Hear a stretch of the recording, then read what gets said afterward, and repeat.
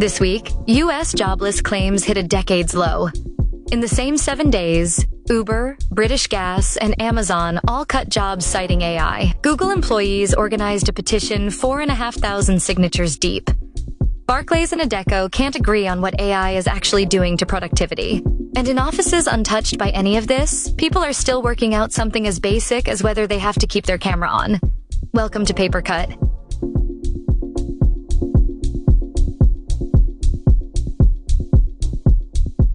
Let's start with the contradiction sitting at the heart of this whole week. U.S. jobless claims fell to 187,000, a decade's low figure. Layoffs, by that measure, are historically rare right now. And yet Uber cut 10% of its customer service workforce this week, explicitly citing AI, while also calling other staff back into the office, also citing AI. British Gas's owner axed 1,300 call center jobs, with the CEO saying plainly that customers prefer AI chatbots. And Amazon's layoffs this week hit staff specifically inside its own artificial general intelligence group, the exact team building the technology that's supposedly justifying cuts everywhere else in the company. That's either a contradiction or a very specific kind of confidence, and it's genuinely not clear yet which one it is.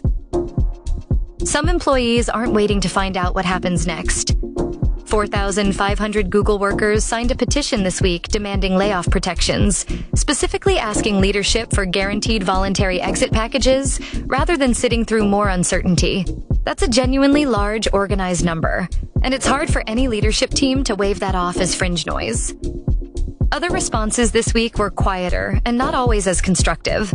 Some employees are now scheduling fake meetings on their own calendars, purely to protect time to do their actual work. And in a more uncomfortable finding, a new survey found that 40% of employees admit to sabotaging colleagues for their own career growth. That's a real number. And it suggests some of the anxiety driving those early exits and calendar workarounds is turning into something more corrosive between coworkers. Now to the numbers everyone's citing but nobody quite agrees on. Barclays said this week that AI isn't boosting productivity. That's a striking thing for a major bank to say out loud, especially given how much current AI investment is being justified almost entirely on productivity grounds. Adecco, meanwhile, took the opposite tone from the staffing side of the industry, arguing that AI will not trigger a broad employment collapse. Two credible institutions looking at similar data, landing in quite different places. And that brings us back to where we started. A decade's low jobless claims number sitting right alongside a steady drumbeat of AI-cited layoffs. Both of those things are true at the same time this week. The job losses are real and fairly concentrated.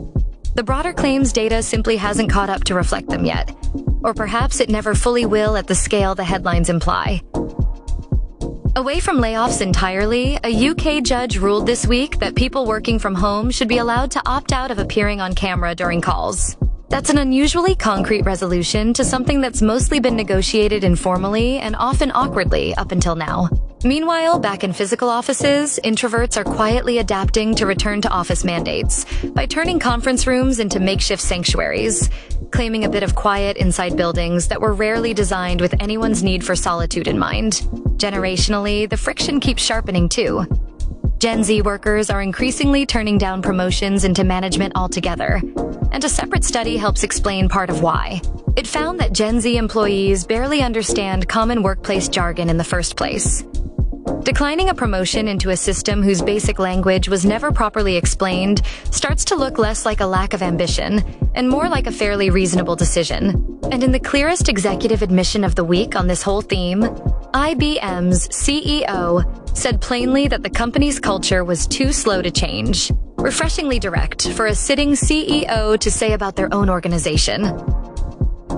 A few quick ones to close out this week.